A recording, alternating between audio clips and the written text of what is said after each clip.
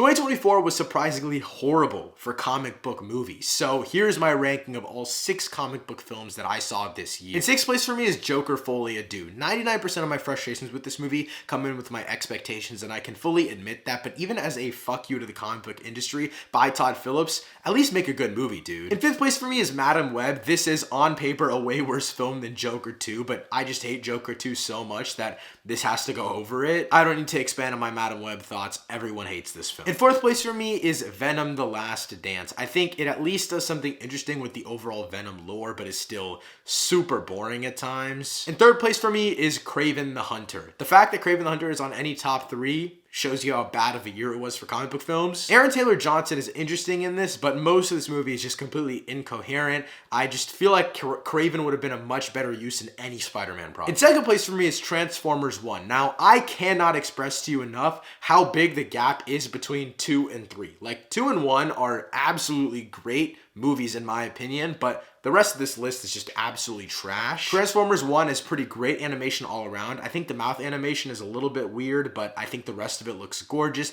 The voice acting is great. Brian Tyree Henry delivers one of my favorite performances of the year, and overall, this is a phenomenal basis to start a new Transformers saga off. But in 1st place for me is Deadpool and Wolverine. It's regressed a little bit since I originally saw it, but I saw it a couple times in theaters, and every single time was absolutely electric. I know that there are a bunch of cameos in it, and a lot of people don't like that, but I think they were utilized in the story perfectly. I think the multiversal aspect and the TVA aspect were also super, super cool, and this movie just felt like a fever dream come to life, and for me, that works. Let me know your ranking of 2024's comic book films in the comments down below.